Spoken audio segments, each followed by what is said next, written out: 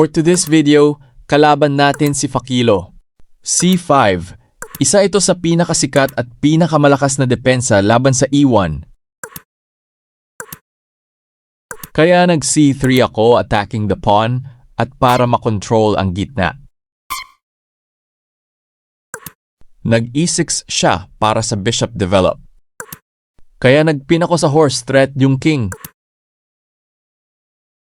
Kaya ginawa niya develop lang ng bishop sabay support sa knight kaya castling lang muna ako. Kinain niya ang horse ko. Kung una ko kakainin, horse niya lugi ako. Kaya desisyon ako, bishop muna. Sabay kain ng horse ng C3 at saka lugi siya sa development ng pyesa dito. Inuna muna niya mag-A6 para depensa sa horse kung umakyat sa B5. Kaya nag-B3 lang muna ako develop. Sabay knight F6 siya para castling na.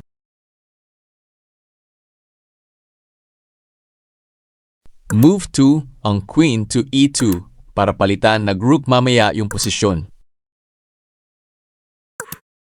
Nag-F5 siya para changing the pawn pero nag-E5 ako depensa.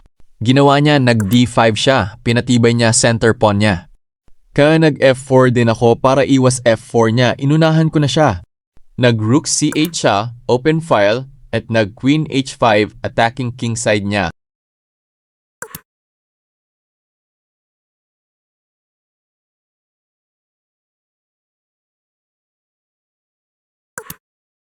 No choice siya, nag-queen to queen na siya para maputol ang plano ko umatake sa king niya at pinagbigyan naman natin.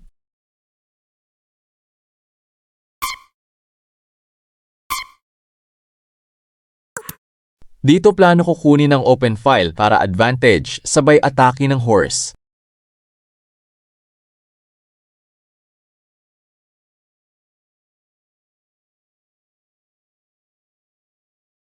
Kaya kumagat naman siya sa pag-exchange ko ng rook kaya advantage ko na para makapasok sa lugar niya.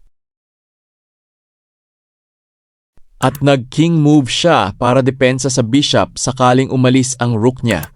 At umatake na ako gamit rook ko. Plano kong ubusin ang pawn niya. Pero sinuportahan niya ng rook niya para di ko makuha, kaya horse move ako. At napilitan siya kumain ng horse ko para di makuha ang pawn niya.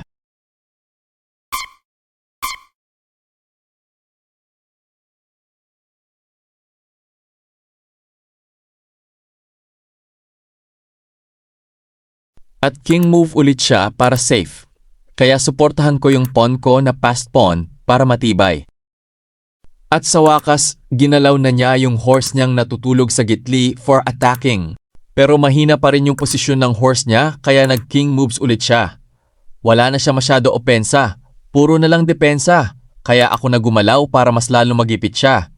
Nakipag-exchange ako ng pawn pero ayaw niya. At dito ulit lumamang ako.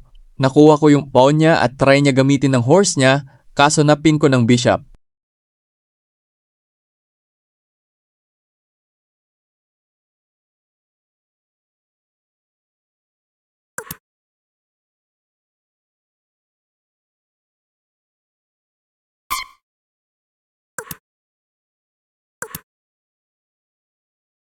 At di ko na pinatagal pa, kinain ko na yung horse niya para wala nang sagabal.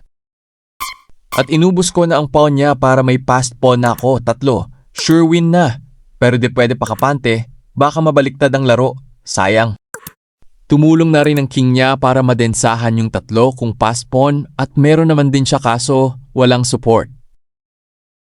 Kaya nag-king's move na rin ako para malapitan ang passed pawn niya. Kaya ginawa niya umangat ang rook niya para treat yung pawn ko, kaya nag-check ako at check ulit para support sa pawn ko.